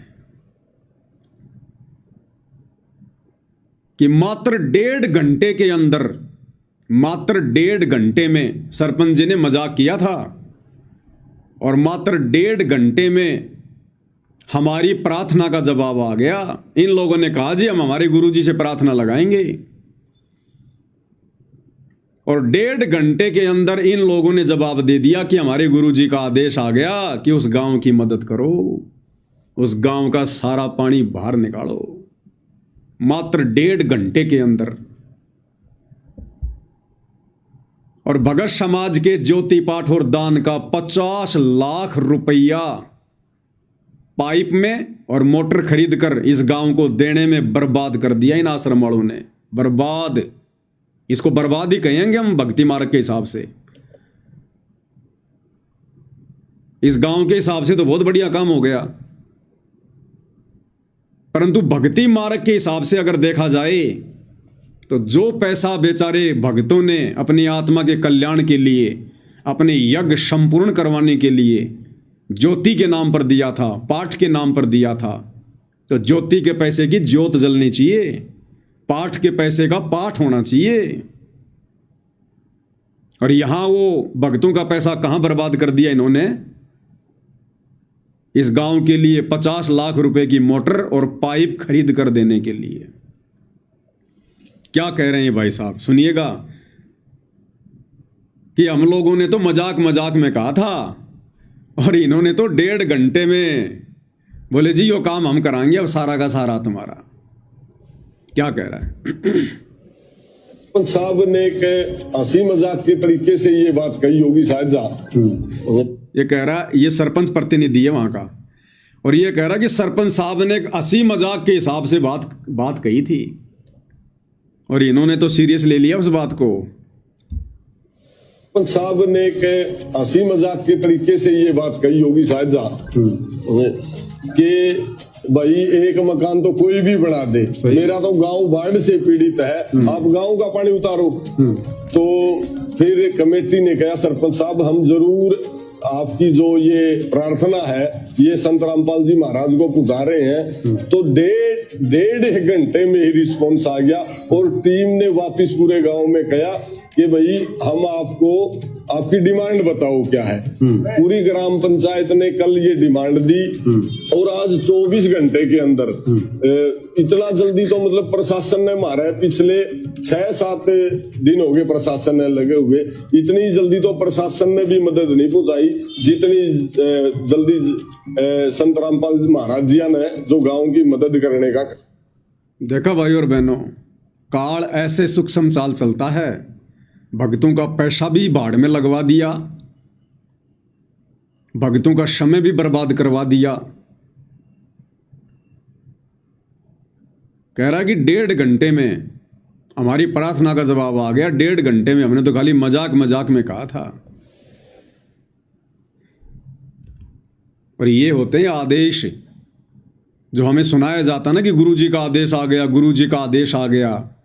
ऐसे आदेश आते हैं गुरुजी के, गुरुजी की तरफ से कोई आदेश नहीं आता, ये जबरदस्ती के आदेश लिए जाते हैं गुरुजी से। अरे गांव वाले तो पता नहीं क्या डिमांड करेंगे, गांव वाले तो पता नहीं क्या क्या मजाक करेंगे। हम भगत मूर्ख हैं क्या जो हर किसी की बात को उठाकर अपने गुरुजी के चरणों में रख देंगे? गांव वाले तो कल को कहेंगे हमारे गांव में शराब का ठेका नहीं है, एक मकान तो कोई भी बनवा दे, एक शराब का ठेका बनवा के दिखाओ। तो क्या ये प्रार्थना तुम गुरुजी के चरणों में लगाओगे क्या? अरे ये गांव का पानी निकालना है कि नहीं निकालना, ये प्रशासन का काम है, सरकार का काम है। टैक्स लेती है गवर्नमेंट, इस गांव ने वोट दिए, एमएलए बनाए, मंत्री बनाए, प्रधानमंत्री बनाए हैं, ये प्रशासन का काम था। और इनके कर्म, इस गांव वालों के कर्म, इनका पानी निकलता या नहीं निकलता, हम भक्तों ने कोई ठेकेदारी ले रखी है भाई? अरे आने वाले समय में तो ये कर्म की मार नगर नगर पे पड़ेगी, गांव गांव पे पड़ेगी, पूरे विश्व पे पड़ेगी। तुम किस किस का पानी निकालोगे भाई? तुम किस किस की मोटर लगाओगे, किस किस का पानी लगाओगे, ये कर्म की मार तो पूरे विश्व पे पड़ेगी भाई। और तुम आगे से आगे बढ़कर इनकी मदद कर रहे हो, ये क्यों भक्ति करेंगे भाई? अरे इनके ऊपर तुम आपत्ति तो आने नहीं दे रहे, और जब आपत्ति नहीं होगी, परेशानी नहीं होगी, तो भक्ति कौन करेगा, कौन नाम लेगा? तो ये भाई और बहनों जबरदस्ती काल फंसा रहा है। इन कुपात्रों को जो पैसा दिया है भगत समाज ने ज्योति और पाठ का इस परीक्षा के समय में, उसका दुरुपयोग करवा रहा है काल। तो ऐसे होते हैं इनके आदेश आश्रम वालों के, गुरु जी की तरफ से कोई आदेश नहीं आते। इन्होंने जबरदस्ती जाकर प्रार्थना लगाई है कि गुरु जी ऐसे ऐसे उस गांव में पानी भर गया, और गांव वाले कह रहे हैं कि हमारा पानी निकालो। तो भैया परीक्षा का समय है, परीक्षा के समय में विद्यार्थी टीचर से कहेगा कि गुरु जी मैं भारत की राजधानी दक्षिण अफ्रीका लिख दूं क्या? तो गुरु कहेगा बेटा लिख दे, देरी मत कर। गुरु सच्ची नहीं बताएगा परीक्षा के समय में। विद्यार्थी जैसा चाहेगा वैसा ही जवाब देगा गुरु। तो ये हैं इनके आदेश, जिन आदेशों पर आंख बंद करके ये नादान संगत चल रही है, अपना समय और क्षमा से बर्बाद कर रही है। और दूसरा विचारणीय विषय भाई और बहनों, दूसरा विचारणीय विषय अगर तुम्हारी आंखें खुल जाएं तो, बेचारा दुखी भगत समाज जब अपनी प्रार्थना लगाता है तो क्या कहा जाता है? भगत जी आपकी प्रार्थना का जवाब 3 दिन बाद आएगा, 2 दिन बाद आएगा, 24 घंटे बाद फोन करना, फलानी तारीख को फोन करना। जो बेचारा भगत समाज भक्ति कर रहा है, इन आश्रम वालों को बकवाद करने के लिए धन दे रहा है, उन बेचारे भक्तों की प्रार्थना का जवाब तो 3 दिन में, सप्ताह भर में। और ये गांव वाले निगुरे भक्तिहीन प्राणी, इनकी प्रार्थना का जवाब मात्र 1.5 घंटे में, इनकी प्रार्थना का जवाब केवल 1.5 घंटे में, और साथ में समाधान भी तुरंत समाधान। 50 लाख रुपए के पाइप और मोटर लेकर पहुंच गए तुरंत।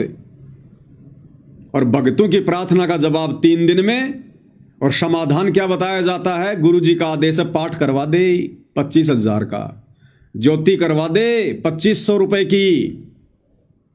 भक्तों के साथ में तो ये धोखाधड़ी। और ये जगत वाले भक्तिहीन प्राणी, जिनके पास भक्ति का टपका भी नहीं है,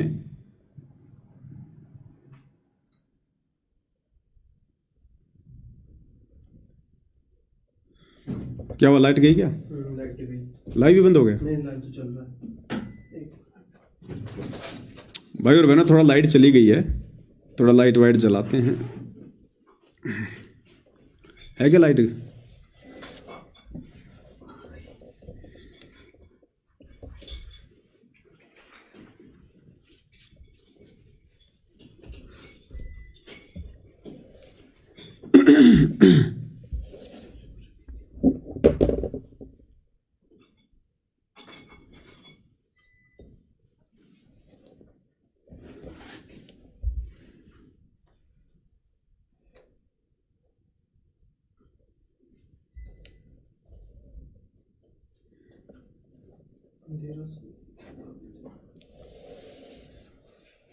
कोई थोड़ा अंधेरा सही चल, कोई बात नहीं। तो भाई और बहनों, बेचारे भोले भाले भगत जो परमात्मा की भक्ति कर रहे हैं, इन आश्रम वालों को बकवाद करने के लिए ज्योति पाठ और दान का पैसा दे रहे हैं।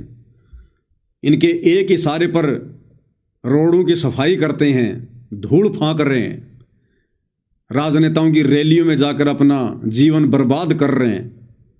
जब वो भगत प्रार्थना लगाते हैं तो उनकी प्रार्थना का जवाब तो 3 दिन बाद आता है। और समाधान क्या बताया जाता है? 25,000 का पाठ करवा दे, 2500 रुपए की ज्योति करवा दे। और ये जगत वाले भक्तिहीन प्राणी इनकी प्रार्थना का जवाब, हंसी मजाक में लगाई गई प्रार्थना का जवाब मात्र 1.5 घंटे में। और समाधान क्या होता है? 50 लाख रुपए। लो जी, हमारे गुरुजी की तरफ से 50 लाख रुपए। तो भाई और बहनों, ये तो वो कहावत हो गई जो गुरुदेव अपने सत्संगों में बताते हैं कि बच्चों, वो किसान मूर्ख है जो बिना दूध देने वाली गाय को या भैंस को दूध देने वाली भैंस की खुराक खिला रहा है। तो जो दूध देने वाली गाय हैं, बेचारे भगत, उनको तो सूखी घास डाली जा रही है। और जो बाखड़ी गाय हैं, जो दूध नहीं देती, उनके ऊपर 50-50 लाख रुपए वारे जा रहे हैं। इसलिए भगवान कहते हैं, निरंजन धन तेरा दरबार, यहां तनिक ना न्याय विचार। निरंजन धन तेरा दरबार, यहां तनिक ना न्याय विचार। ये भगत समाज ने विचार करना पड़ेगा। ये हम भगतों के काम नहीं थे, ये प्रशासन का काम है। पानी निकालना, मोटर लगाना, हमने बैठ के चुपचाप अपनी भक्ति करनी है। लेकिन काल तो भाई और बहनों बकवाद करवाएगा, बकवाद। वो क्यों चाहेगा कि कोई भक्ति कर ले? काल क्यों चाहेगा कि कोई भक्ति कर ले, मर्यादा में रह ले? तो काल तो भाई और बहनों बकवाद करवाएगा, बकवाद। इसलिए दास कह रहा है कि ये लोग भक्ति के निकट भी नहीं है, भक्ति के निकट भी। ये क्या जवाब देंगे आने वाले समय में, जब इनका परमात्मा से आमना सामना होगा? जब इस परीक्षा का रिजल्ट आएगा, तब ये क्या मुंह लेके खड़ा होंगे अपने गुरुदेव भगवान के सामने? आज उनको मानुष मानकर जो बकवाद ये लोग कर रहे हैं, अरे ये कर्म की मार तो आने वाले समय में पूरी दुनिया पर पड़ेगी। और दुनिया वालों से ज्यादा ये कर्म की मार तुम बकवाद करने वाले भक्तों पर पड़ेगी। फिर देखेंगे तुम्हारा पानी कौन निकालेगा।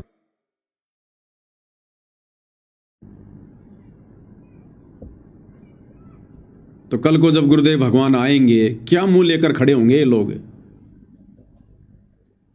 क्या जवाब देंगे ये लोग? आज उनको मानुष मानकर बकवाद कर रहे हैं। इनको डर नहीं है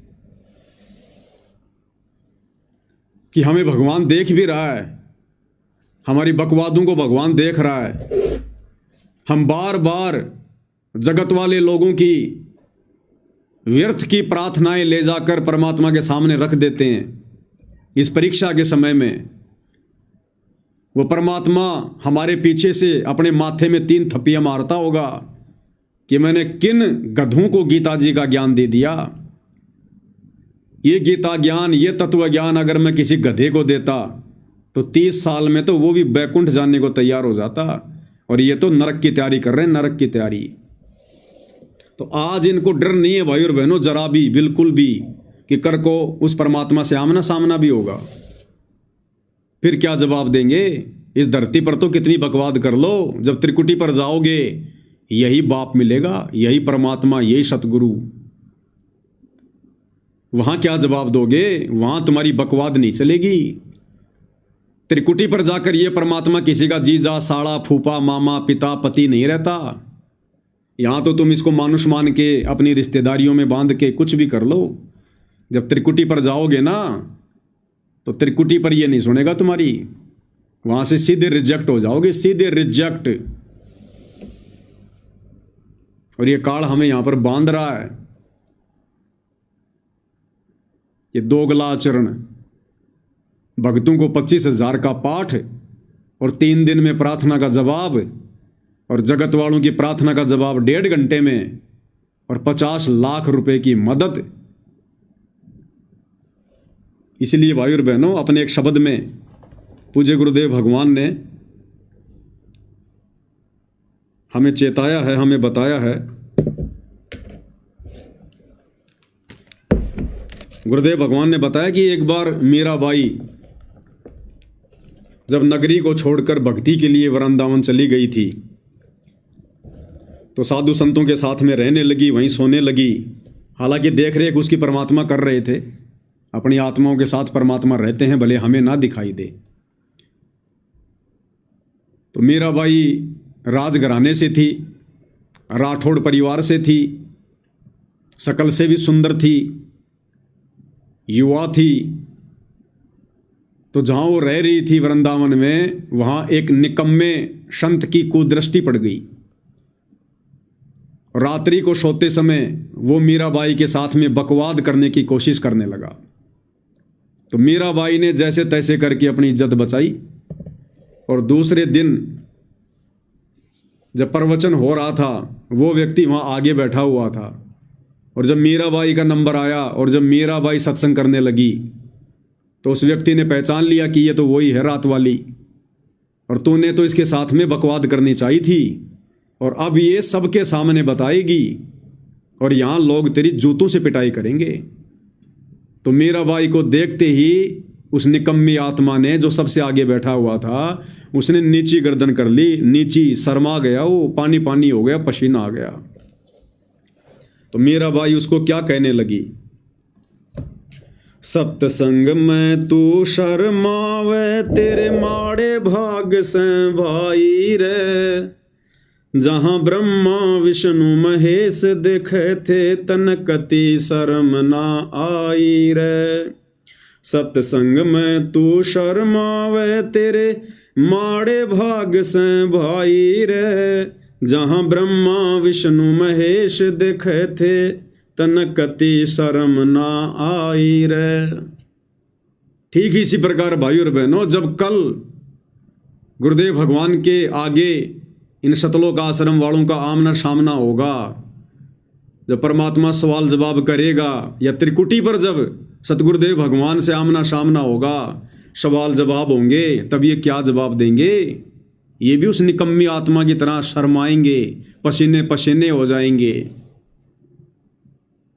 कि रे जिस समय तुम बकवाद कर रहे थे तब तुम्हारे को शर्म क्यों नहीं आ रही थी? ये कौन से भक्ति कार्य थे? परमात्मा कहेगा जब मैं नीचे ज्ञान दे रहा था, सतगुरु बन के गया था। देखना भाई, फिर से गई लाइट।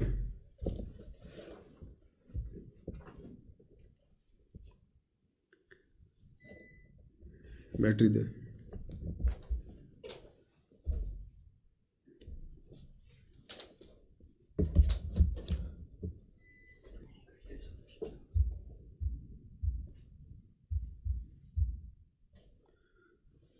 तो जब हम कल को त्रिकुटी पर जाएंगे तब यही सतगुरुदेव भगवान मिलेंगे और वहां सवाल जवाब करेंगे। फिर नीची गर्दन हो जाएगी। नीची गर्दन क्या जवाब देंगे हम, जो आज ये बकवाद कर रहे हैं, भगत समाज का समय बर्बाद करवा रहे हैं, भगत समाज का पैसा बर्बाद करवा रहे हैं, रोडों की सफाई करवा रहे हैं फालतू में, व्यर्थ में। अरे ये समय भक्ति करने का था, परमात्मा में ध्यान लगाने का था, गुरु को प्रसन्न करने का था। और गुरु प्रसन्न रोडों पर झाड़ू लगाने से नहीं होता। गुरु प्रसन्न होता है मर्यादा में रहकर भक्ति करने से, बुद्धि विवेक का इस्तेमाल करने से। ये गांव का पानी तो आज नहीं तो 2 दिन बाद में सरकार निकाल देती, नहीं तो गांव वाले खुद अपनी व्यवस्था करते। वो तुम्हारे भरोसे बैठे रहते क्या? उन्होंने तो खाली एक मजाक किया था, कोई सीरियस होकर थोड़ी कहा था गांव वालों ने कि तुम पानी निकालो ही, तुम पानी नहीं निकालोगे तो गांव वाले मर जाएंगे, ये थोड़ी कहा था। हंसी मजाक में कहा था, अन्यथा गांव वालों ने तो अपनी व्यवस्था करनी थी भाई। तुम ना करते, वो तो करते ही करते अपनी। लेकिन काल ने बीच में टांग फंसवा दी, बीच में टांग जबरदस्ती। उसने तो मर्यादा तोड़वानी है, मर्यादा। तो कल को फिर क्या जवाब दोगे? फिर परमात्मा भी यही कहेगा, सत्संग में तू शर्मावे तेरे माड़े भाग से भाई रे, जहां ब्रह्मा विष्णु महेश देखे थे तनकती शर्म ना आई रे। कि हे नालायक आत्माओं, जिस समय तुम बरवाला कांड के बाद ये बकवादे कर रहे थे, उस समय मैं हिसार जेल में बैठा बैठा सब कुछ देख रहा था। तब तुम्हें शर्म क्यों नहीं आई? तब तुम क्यों बढ़ चढ़ के बकवादे कर रहे थे? और अब तू पसीने पसीने हो रहा है। मूल कमल में गणेश का वासा, या सतगुरु ने समझाई रे, स्वाद चक्र में ब्रह्मा रहते संग सावित्री माई रे। मेरा भाई उस निकम्मी आत्मा को कह रही है संकेतों में कि नालायक इंसान, जब तू मेरे साथ में छेड़छाड़ करने का प्रयास कर रहा था, अरे उस समय तेरे को शर्म क्यों नहीं आई? इसी शरीर में ये भगवान बैठे हुए थे, मूल कमल में गणेश जी बैठे हुए थे, वो देख रहे थे वहां पर सारा सब कुछ, तेरे को उस भगवान से शर्म क्यों नहीं आई? और आज तू मेरे सामने शर्मा रहा है कि अब ये सबके सामने बताएगी तो तेरी पिटाई होगी। मेरे से तू शर्मा रहा है, घबरा रहा है, और जहां भगवान देख रहा था तेरे को मूल कमल में बैठकर, तब तुझे शर्म नहीं आई? तो त्रिकुटी पर जाकर इनकी नीची गर्दन हो जाएगी आश्रम वालों की। तब भगवान कहेगा, अरे गधे, जब मैं धरती पर था तब तो तू मेरे को मानुष मान रहा था, एक गुरु मान रहा था, उस समय तुझे डर नहीं बना, तुझे शर्म नहीं आई, और अब तू शर्मा रहा है। मूल कमल में गणेश का वासा, या सतगुरु ने समझाई रे, स्वाद चक्र में ब्रह्मा रहते, संग सावित्री माई रे। और श्वास चक्र में बैठे हुए ब्रह्मा जी और सावित्री देख रहे थे, तब तुझे शर्म क्यों नहीं आई? नाभि कमल में विष्णु विशंबर, जाके 3 लोक ठुकराई रे, वहीं लक्ष्मी माँ देखे थी, तन जो जो कुबद कमाई रे। तो जो जो कुबद ये आश्रम वाले आज कमा रहे हैं, बरवाला कांड के बाद पथ भ्रष्ट कर दिया इन्होंने परमेश्वर की आत्माओं को, मर्यादा तुड़वा कर। कल को जवाब देना पड़ेगा इन सब का। सत्संग में तू शर्मावे, तेरे माड़े भाग से भाई रे, जहां ब्रह्मा विष्णु महेश देखे थे, तन कति शर्म ना आई रे।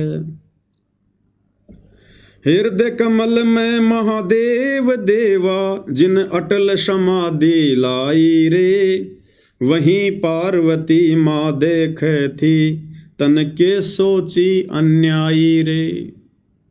ऐसे ही जवाब लेगा परमात्मा त्रिकुटी पर, जो आज इनका लीडर बना फिर रहा है ना आश्रम वालों का। परमात्मा ऐसे ही जवाब लेगा कि अन्यायी नीच आत्मा, तुझे उस समय शर्म क्यों नहीं आई? तेरे को कोऑर्डिनेटर मैंने किस लिए बनाया था? इन आत्माओं की भक्ति को आगे बढ़ाने के लिए, इनको मर्यादाओं का पाठ सिखाने के लिए, हैं? और तू इन आत्माओं से सफाई करवा रहा है, मिट्टी फकवा रहा है, दुनिया का पानी निकलवा रहा है, राजनेताओं की रैलियों में धक्के खिला रहा है, गुंडों की सीबीआई जांच करवा रहा है, परशुराम की जयंती में धक्के खिला रहा है, लोगों की धर्मशालाएं बनवा रहा है, दुनिया के फालतू के मकान बनवा के इन आत्माओं का समय और पैसा न जो है तूने बर्बाद करवाया। तो क्या जवाब देंगे भाई और बहनों वहां पर? ये सतगुरु के विधान में नहीं है।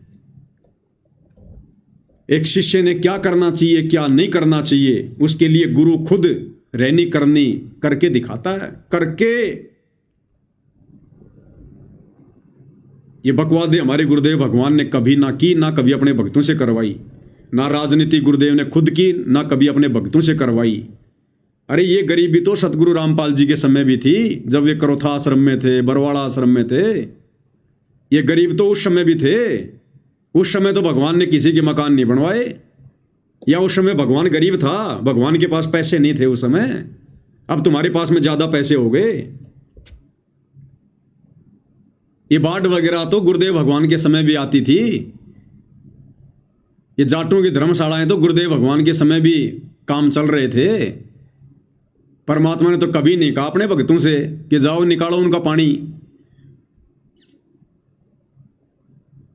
ये किस ब्रह्मांड है? सब यहां पर अपना अपना कर्म भोगते हैं। जिसने आपत्तियों से बचना है भक्ति करो, नाम उपदेश लो, मर्यादा में रहकर गुरु को प्रसन्न करो, तभी आपदाएं टलेंगी। तुम एक जगह का पानी निकालोगे, 50 जगह बाढ़ आएंगी। कहां कहां का पानी निकालोगे तुम? कल को तुम्हारे खुद के घर डूबेंगे तब क्या होगा? तुम्हारी खुद की जान पे आफत आएगी तब क्या होगा? फिर तुम्हारा पानी कौन निकालेगा कल को? अभी तुम्हारी आंखें बंद हैं, तुम्हें दिखाई नहीं दे रहा।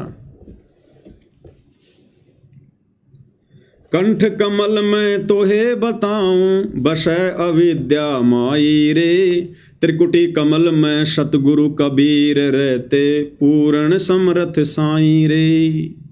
कि त्रिकुटी कमल में बैठा हुआ वो कबीर भगवान सतगुरु रामपाल जी भी देख रहा था और देख रहे हैं वर्तमान में परमात्मा इन सारी बकवादों को। सत्संग में तू शर्मावे तेरे माड़े भाग से भाई रे, जहां ब्रह्मा विष्णु महेश देखे थे तन कति शर्म ना आई रे। सहस कमल में निरंजन जोगी दे घंटा शंख सुनाई रे, शंख कमल में दर्शन कर ले सत्य पुरुष आप गोसाई रे। सत्संग में तू शर्मावे तेरे माड़े भाग से भाई रे, जहां ब्रह्मा विष्णु महेश देखे थे तन कति शर्म ना आई रे। गुरु रामपाल जिन मेहर कर दी दिया नाम जहाज बिठाई रे, बागपुर बले जगे दास के गुरु चरणों में लोलाई रे। गुरु रामपाल जिन मेहर कर दी दिया नाम जहाज बिठाई रे, बागपुर बले जगे दास के गुरु चरणों में लोलाई रे। ये भाग जगह हैं साध संगत वालों के, सत्सेवक भाई बहनों के, जो इन बकवादों से हटकर, क्योंकि हमें धर्म कर्म की जानकारी दे दी गुरुदेव ने कि बच्चों ये कर्म भूमि है, यहाँ सब अपने अपने कर्म भोगते हैं। हमें भक्ति मिल गई, हमें यहाँ से अपना पीछा छुड़वाना है, हमने फटी में पैर नहीं फंसाना। तो भाई और बहनों, कैसे गुरुदेव भगवान ने साथ संगति से जोड़कर इन तमाम बकवादों से हमारे को बाईपास कर दिया, जो बकवादें काल इन आत्माओं के सिर पर बैठकर आए दिन करवा रहा है। तो भाग पुरबले जगे दास के गुरु चरणों में लो लाई रे। आज हमारी लो, हमारी लगन हमारे गुरुदेव के चरणों में है। हम इन बकवादों का हिस्सा नहीं बनते। सत्संग में तू शर्मावे तेरे माड़े भाग से भाई रे, जहां ब्रह्मा विष्णु महेश देखे थे कति शर्म ना आई रे।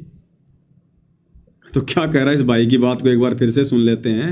कह रहा हमने तो मजाक मजाक में, सरपंच साहब ने ऐसे ही हंसी मजाक में कह दिया, बोला भाई ये एक आधा मकान तो कोई भी बना दे, ये हमारा गांव का पानी निकाल के दिखाओ, तब जाना था ने। तो काल तो तैयार बैठा था, तुरंत इंजेक्शन लगा दिया और बेमतलब की प्रार्थना इन्होंने जाकर गुरु जी को बताई या नहीं बताई, इनका कोई विश्वास नहीं है इनका। ये तो खुद ही गुरु बने हुए हैं, खुद ही गुरु बन के बैठे हुए हैं।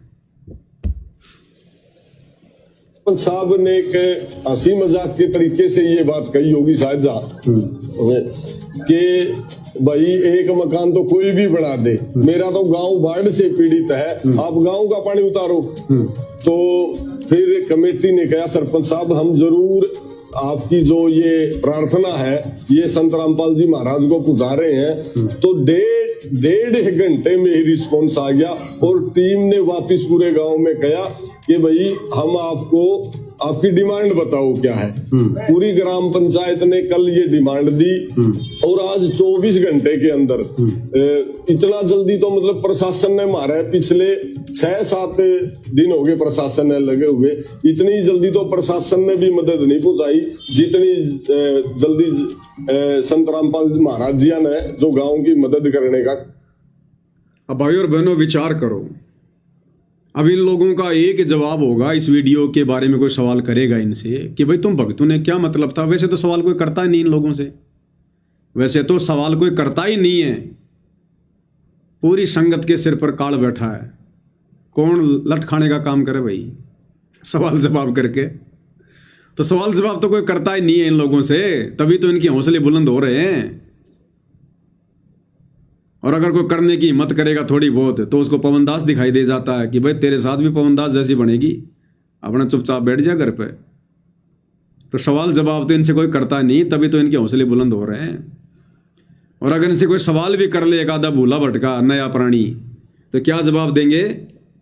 अरे वो ऐसे तो जुड़ेंगे ज्ञान से, ऐसे तो जुड़ेंगे गुरुजी से, ऐसे तो नाम लेंगे गुरुजी से।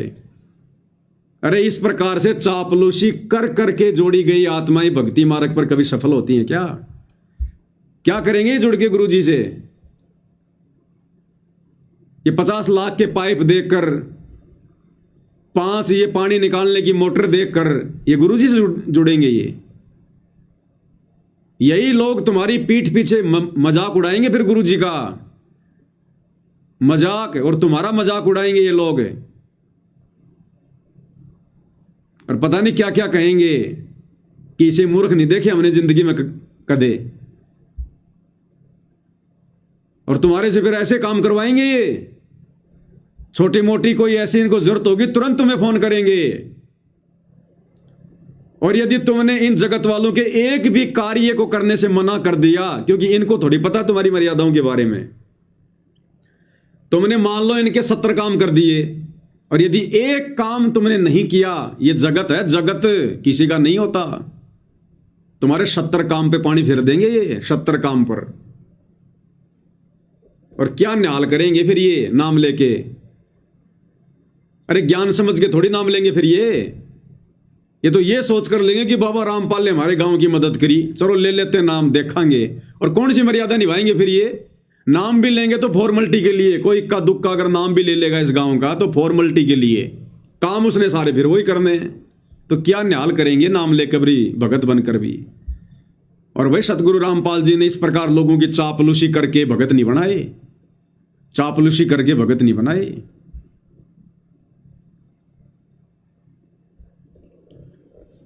तो भाई और बहनों, आप और हम सत्सेवकों के ऊपर परमात्मा की बहुत बड़ी मेहर है, बहुत बड़ी रजा है। आए दिन इनके कुकर्मों को देखकर, भक्ति विरुद्ध मर्यादा तोड़वाने वाले कर्मों को देखकर आप और हमें कितनी दृढ़ता मिल रही है, कितनी सावधानी बरत रहे हैं हम। और बारंबार गुरुदेव भगवान से प्रार्थना करते हैं कि परमेश्वर हमारी बुद्धि पे तो आप ही सवार रहना, इस काल को तो आश्रम वालों की बुद्धि पे सवार रहने दो। परमात्मा हमें तो बचाना ऐसे मनवस कर्मों से। ये दुनिया को खीर खिलाते खिलाते हमारे को असंख्य जन्म हो गए, गधे कुत्ते सुअरी बने हम, इससे ज्यादा कुछ भी हमें लाभ नहीं हुआ। और गुरुदेव भगवान ने एक सत्संग में हमारे को यही समझाया। इन सत्संगों को आधार बनाने के चलते तो आज हम भाई बहन बचे हुए हैं। इस सत्संग में गुरुदेव भगवान ने हमें एक छोटी सी कथा सुनाई है, छोटी सी कथा, और बार बार सुनाते हैं गुरुदेव, लेकिन निष्कर्ष क्या होता है इन कथाओं का? एक दरोगा की कथा सुनाई गुरुदेव ने, एक दरोगा और उसके मित्र की। सत्संग तो हम सब ने कई बार सुन रखा है, लेकिन अब काम आएंगे ये कथाएं हमारे। शिक्षा क्या है अब समझ में आएगी। एक व्यक्ति था, वो किसी थानेदार का मित्र था, दरोगा का, एसएचओ का, और उस व्यक्ति का पड़ोसी उसको दुखी करता था, लड़ाई झगड़ा करता था। एक दिन उसने जाकर थाने में अपने मित्र दरोगा से कह दिया कि ऐसे ऐसे मेरा मित्र है पड़ोसी, मुझे बहुत दुखी करता है। वो दरोगा ने क्या कहा कि तुम मार उसके सिर में लठ, मैं अपने आप देख लूंगा। अब उस व्यक्ति ने अपने मित्र की बात को मानकर और राजा के संविधान को तोड़ दिया और अपने पड़ोसी के साथ में झगड़ा करके उसके सिर में लठ मार दिया। लठ मारते ही वो मर गया। मरने के बाद में जब जांच पड़ताल हुई तो राजा ने, सरकार ने उसी क्षेत्र के उसी दरोगा को, जो उसका मित्र था, उस दरोगा को भेजा कि उसको पकड़ के लेके आ, क्योंकि वो उसी के क्षेत्र में था। वो आदेश देने वाला ही फिर उसके हाथ में हथकड़ियां डाल के उसको पकड़ के लेके जा रहा है, क्योंकि उसने एक व्यक्ति के कहने पर, अपने मित्र के कहने पर राजा का विधान तोड़ दिया। सजा का भागी हुआ, फांसी टूटी उसको। अब ये कथाएं आज हमें समझ में आएंगी। ये बरवाला कांड 2014 हमारे ही मित्र, हमारे ही गुरु भाई सतलोक आश्रम वाले, जो आए दिन भगत समाज की मर्यादाएं तोड़वा रहे हैं, काल प्रेरणा से तरह तरह के भक्ति विरुद्ध कुकर्म करवा रहे हैं। कभी स्टेडियम बनवाते हैं, कभी आश्रमों में हॉस्पिटल खुलवाते हैं, कभी जाटों की धर्मशाला बनवा रहे हैं, कभी गुंडों की सीबीआई जांच करवा रहे हैं, अयोध्या में भंडारा लगवा रहे हैं आन उपासकों के लिए, आरक्षण में भक्तों को बैठा रहे हैं, चंदे में भक्तों का दान का पैसा लुटा रहे हैं, बर्बाद कर रहे हैं। आन उपासना में भक्तों को भेज रहे हैं परशुराम की जयंती में, नकली कबीर पंथियों की जयंती में सिरसा अनाज मंडी में भेज रहे हैं, और भी ना जाने तरह तरह के कर्म। और नादान संगत ने इन लोगों की बातों में आकर और परमात्मा का संविधान तोड़ दिया। इन दरोगा रूपी कोऑर्डिनेटरों के कहने पर, इन दरोगा रूपी गुरुदेव के कलयुगी परिवार के कहने पर इस नादान संगत ने राजा का संविधान तोड़ दिया, भगवान का, सतगुरु का, कबीर भगवान का। सतनाम के नियम में गुरुदेव ने लिखा है कि बच्चों, हमने तो कोई गेम भी नहीं खेलना मोबाइल में भी, और इन्होंने धनाना गांव में स्टेडियम बनवा दिया बैडमिंटन का। दरोगा के कहने से राजा का विधान तोड़ दिया। बार बार आपको ये बातें दास ने बताई है, बताता रहता है। और अंत में फिर क्या बनेगी इनके साथ में? उस व्यक्ति ने भी बड़ी खुशी खुशी अपने मित्र दरोगा की बात मानकर और पड़ोसी के सिर में लठ मारा था, फांसी टूटी उसको, फांसी। आज ये नादान संगत इन कोऑर्डिनेटरों के कहने पर, गुरुजी के परिवार के कहने पर हंसी हंसी, खुशी खुशी राजनीतियों में जा रही है, दुनिया भर के पाखंड कर रही है, इनके कुकर्मों में सहयोग कर रही है। कल को सजा भोगनी पड़ेगी, क्योंकि तुम सतगुरु का संविधान तोड़ के काम कर रहे हो। ये नहीं बचाएंगे तुम्हें, ये तो साइड में हो जाएंगे। ये कोऑर्डिनेटर नहीं बचाने वाले, ये खुद सजा के भागी हैं। तुम्हें क्या खाक बचाएंगे? क्या कह रहे हैं गुरुदेव भगवान? शास्त्र विधि को त्याग कर जो मनमाना आचरण करते हैं उनको परम सिद्धि होती है, ना कोई परम गति, ना कोई सुख होए। शास्त्र विधि को त्याग कर जो मनमाना आचरण करते हैं, शास्त्र विधि क्या, जगत के हिसाब से वेद, गीता, कुरान, पुराण, इन शास्त्रों में जो परमात्मा प्राप्ति की विधि है, उसको छोड़कर जो मनमाना पूजा पाठ करते हैं, उनको ना कोई सिद्धि हो सकती। सिद्धि यानी उनकी भक्ति कभी सिद्ध नहीं हो सकती, उनके कार्य कभी सिद्ध नहीं हो सकते, ना उनको सुख हो सकता, अर्थात 84 लाख योनियों का झंझट नहीं मिटेगा। और भक्ति मार्ग में शास्त्र विधि को त्यागना क्या है? भक्ति मार्ग में शास्त्र हैं, गुरुदेव के सत्संग, गुरुदेव की पुस्तकें। तो गुरुदेव के विधान को त्याग कर, गुरुदेव की पुस्तकों में लिखे वचनों को त्याग कर, गुरुदेव के सत्संग रूपी आदेशों को त्याग कर, और ये मनमाना आचरण जो गुरुदेव का परिवार करवा रहा है, कोऑर्डिनेटर करवा रहे हैं, इनके कहे अनुसार करना, ये शास्त्र विधि को त्याग के मनमाना आचरण है। ये भक्ति सिद्ध नहीं होगी भक्तों की, कितनी कोशिश कर लो। अब ये पितरों की पूजा, श्राद्ध निकालना कहां से प्रारंभ हुआ? इन पितरों के संकेत तक, पितरों के, ये श्राद्ध निकालना, ये पितरों की पूजा करना कहां से शुरू हुआ? इन पितरों के संकेत से। इन पितरों ने किसी किसी में प्रवेश करके कि मेरे श्राद्ध निकालो, ये करो, वो करो। जैसे रुचि ऋषि को उसके पूर्वजों ने जो पितर बने हुए थे, उन्होंने दर्शन दे दिए और वेदों के अनुसार साधना कर रही उस आत्मा को भ्रमित करवा दिया, वापस उसको कर्मकांड में लगवा दिया, श्राद्ध निकलवा दिए। इसी प्रकार ये पितर हैं, ये सतलोक आश्रम वाले, गुरुजी के परिवार वाले, कोऑर्डिनेटर, ये हम भक्तों के लिए ये पितर हैं, ये पितर। और ये पितर अपना मनमाना आचरण हमसे करवा रहे हैं। और क्या होगा फिर, इसका नतीजा क्या निकलेगा अंत में? या किसी ऋषि आदि के कहने तक हमने वो शुरू कर दिए, जबकि भगवान का आदेश नहीं है। जैसे किसी व्यक्ति का, गांव में एक व्यक्ति का दोस्त एसएचओ था, थानेदार, और उस व्यक्ति ने अपने दोस्त से कहा कि मेरा एक पड़ोसी है, मुझे बहुत तंग कर रहा है, नाक में दम कर रखा है उसने, रोज परेशान करता है, शराब पीकर गाली देता है, कभी कुछ करता है, तो क्या इलाज करूं? ऐसा तो बोला कि मार लठ सिर में, मैं आप देख लूंगा। बोला 2 मार लठ उसके, मैं आप देख लूंगा। अब थानेदार की पाक है ठाड, ऐसा चो क्या पाक है सहारा, उसने जाकर अपने पड़ोसी का लठ मारा, मारते मर गया। तो वो एक दोस्त थानेदार उसका थकड़ी लगा के लाया, अंदर कर दिया, ठाके फांसी टूट गया। ये आदेश किसका था? एक व्यक्ति विशेष का। ये आदेश किसका था? एक व्यक्ति विशेष का। इसी प्रकार वर्तमान में जो कुक्रम संगत से करवाए जा रहे हैं, ये आदेश हैं किसके? ये व्यक्ति विशेष के आदेश हैं, इन कोऑर्डिनेटरों के आदेश हैं, गुरुजी के कलयुगी परिवार के आदेश हैं। और व्यक्ति विशेष के आदेश गुरुदेव भगवान कह रहे हैं हमने किसी भी कीमत पर नहीं मानने, वो चाहे कितनी भी अटकलबाजी क्यों ना लगाओ। एक व्यक्ति विशेष का आदेश था, लेकिन राजा का आदेश नहीं था। हमने राजा का आदेश मानना है, किसी व्यक्ति विशेष का आदेश यानी किसी अधिकारी विशेष का हमने आदेश नहीं मानना। अगर वो संविधान के विरुद्ध है तो चाहे वो कुछ भी सिर पटके, तो चाहे वो कुछ भी सिर पटके, अगर संविधान के विपरीत वो आदेश है तो हमने नहीं मानना। तो धनाना गांव में जब ये बैडमिंटन का स्टेडियम बनाया जा रहा था, इस नादान संगत ने इन सत्संगों को आधार बनाना चाहिए था कि गुरुदेव भगवान अर्थात राजा के आदेश में, भगवान के संविधान में तो ये स्टेडियम बनाना नहीं है। मोबाइल में गेम भी देखना मना है, खेलना भी मना है, लेकिन इन्होंने विचार नहीं किया और एक व्यक्ति विशेष के आदेश को मान लिया और बढ़ चढ़ के पैसा दिया, उसमें मजदूरी करी। आनंदपाल सिंह राजस्थान का गैंगस्टर जो पुलिस एनकाउंटर में मारा गया, उसकी सीबीआई जांच का समर्थन करवाने के लिए सतलोक आश्रम वालों ने राजस्थान की संगत को राजस्थान के अजमेर में और हरियाणा की संगत को हरियाणा के भिवानी में राजपूत करणी सेना की रैली में बैठा दिया।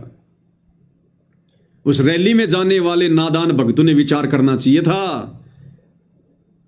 कि ये गुरुदेव भगवान के आदेश नहीं है, ये राजा के आदेश नहीं है, गुरुदेव के भक्ति संविधान में ये पाखंड नहीं है। संतों का और गुंडों का क्या मेल? संत गैंगस्टरों का समर्थन करेंगे क्या? आम समाज का आदमी भी ऐसी गलती नहीं करता। और संत रामपाल जी के भगत होकर हम गुंडों की सीबीआई जांच के समर्थन में जाकर बैठ गए। क्या मुंह दिखाएंगे हम कल को अपने गुरुदेव भगवान को? क्या सीखा हमने? क्या हमने सत्संग सुने? तो हमने व्यक्ति विशेष के आदेशों को माना, सतगुरु रामपाल जी भगवान के विधान के विपरीत जाकर सजा के पात्र हैं। ये गलतियां तो हो चुकी हैं, इनकी सजा तो मिलेगी मिलेगी। ये परमात्मा पक्षपात नहीं करता, निष्पक्ष होकर न्याय करता समय आने पर। राम किसी को मारे नहीं, मारे तो हत्यारा राम अपने आप ही मर जाएंगे कर कर खोटे काम। समय आने पर देखना भाई और बहनों, आज हमारे को चाहिए कितने बड़े बड़े भगत दिखाई दे रहे हैं, कितने बड़े बड़े राजनेताओं से इनके संपर्क दिखाई दे रहे हैं। जगत वालों पर लाखों करोड़ों रुपया संगत का 1 घंटे में उड़ा देते हैं ये लोग। आज हमें पैसे वाले दिखाई दे रहे हैं। ये चमक दमक समाप्त होते टाइम नहीं लगता जब इनके पाप का घड़ा भरेगा, क्योंकि मर्यादा तो टूटी हुई है, गुरु तो नाराज है। ये समझ नहीं पा रहे, गुरु को मानुष मानकर और सोच रहे हैं बस बस हम तो जो भी आदेश लेते हैं गुरुजी खुशी खुशी दे देते हैं। अरे परीक्षा चल रही है, इस परीक्षा के समय में बच्चा पूछेगा कि मेरे बाप का नाम रामलाल की जगह श्यामलाल लिख दूं क्या, तो गुरु ये कहेगा बेटा लिख दे। इस समय तो संगत ने बुद्धि विवेक का इस्तेमाल करना चाहिए था, लेकिन संगत तो अपनी नैया डुबो चुकी है। अब तो भाई परिणाम शेष है, 90% परीक्षा समाप्त हो चुकी है। अब तुम चाकर भी भगत बनना चाहोगे तो भी नहीं बन पाओगे, चाकर भी तुम इतना पीछे जा चुके हो, इतना पीछे। तो गुरुदेव भगवान कह रहे हैं किसी व्यक्ति विशेष के आदेश नहीं मानने, चाहे कितना सिर पटकाए। मैं भी देख लूंगा। अब थानेदार की पाक है ठाड, SHO का पाक है सहारा, उसने जाकर अपने पड़ोसी का लठ मारा, उमारते मर गया। तो वो एक दोस्त थानेदार उसका हथकड़ी लगा के लाया, अंदर कर दिया, ठाके फांसी टूट गया। ये आदेश किसका था? एक व्यक्ति विशेष का, एक व्यक्ति विशेष का आदेश था, लेकिन राजा का आदेश नहीं था। हमने राजा का आदेश मानना है, किसी व्यक्ति विशेष का आदेश यानी किसी अधिकारी विशेष का हमने आदेश नहीं मानना। अगर वो संविधान के विरुद्ध है तो चाहे वो कुछ भी सर पटके, तो उस इसी प्रकार जैसे दास आपको दिखाएगा एक मार्कंडेय पुराण, किसी व्यक्ति विशेष का आदेश नहीं मानना। अगर वो राजा के विधान के खिलाफ है तो चाहे कितना ही सिर पटकाए। तो ये आश्रम वाले जब इनका कोई आदेश नहीं मानता है तो ये सिर ही तो पटकते हैं। तुम्हारा पीला पर्चा निकलवा देंगे, तुम्हें गुरुद्रोही घोषित करवा देंगे, तुम्हें आश्रमों में नहीं घुसने देंगे। ये होता है सिर पटकना, यानी जबरदस्ती अपने मनमाने आचरण का लोगों को हिस्सा बनाना। तो गुरुदेव कह रहे हैं वो चाहे कितना सिर पटका है, अगर तुम्हारे गुरु के विधान के खिलाफ वो कार्य है, तुमने सहयोग नहीं करना, चाहे कोई जी भी हो। गुरु के अलावा सब व्यक्ति विशेष हैं, व्यक्ति विशेष। तो हम सत्सेवक भाई बहन जीत में रहे, जीत में। और ये सारा का सारा श्रेय पूज्य गुरुदेव भगवान को है, जिन्होंने हमें सद्बुद्धि बख्शी, जिन्होंने हमें सद्बुद्धि बख्शी। क्योंकि हमने गुरु के सत्संगों को भगवान माना, गुरु की गैर हाजिरी में गुरु जी की पुस्तकों को हमने भगवान माना, उन पुस्तकों में लिखे आदेशों को हमने सर्वोपरि माना, सत्संगों में दिए गए आदेशों को हमने सर्वप्रथम माना। किसी व्यक्ति विशेष के आदेश नहीं माने हमने।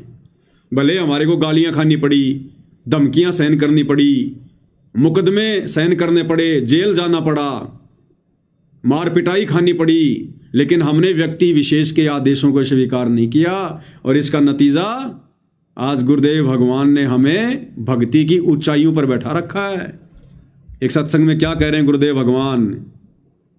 भगवान भी यही बताने आए थे। उस भगवान के द्वारा बताए गए उस सारे अध्यात्म ज्ञान को इस दास के ऊपर रजा हुई। ये सत्संग सुनाए, सदग्रंथों से वो प्रमाण निकाले और वो आप तक पहुंचा दिए। तो वो भगवान ही समझो, वो पुस्तक आपके पास उस मालिक का संदेश है। वो पुस्तक क्या है? वो पुस्तक भगवान ही समझो, उस मालिक का आदेश ही समझो। वो पुस्तक जो आपके पास है, जो ज्ञान गंगा पुस्तक हमारे पास में है, जो जीने की राह पुस्तक हमारे पास में है, जो गुरुदेव भगवान के सत्संग हमारे पास में हैं, गुरुदेव कह रहे वो भगवान ही समझो, वो भगवान के आदेश ही समझो जो तुम्हारे पास में पुस्तकें हैं, जिनमें 30 साल से भगवान ने दुनिया से दुश्मनी मोल लेकर, लोगों की गालियां खा खा के, जेल जा जा के, और गुरुदेव ने हमारे लिए उसमें आदेश लिखे हैं। तो गुरुदेव कह रहे हैं वो पुस्तक भगवान ही है, वो पुस्तक आदेश ही है। ध्यान से सुन लो। हुई ये सत्संग सुनाए, सदग्रंथों से वो प्रमाण निकाले और वो आप तक पहुंचा दिए। तो वो भगवान ही समझो, वो पुस्तक आपके पास उस मालिक का संदेश है। भगवान ही समझो, पुस्तक उस मालिक का आदेश है वो। तो हमने क्या भगवान के आदेश माने? हमने क्या, हमने सत्संग सुने? क्या हमने पुस्तकें पढ़ी? फिर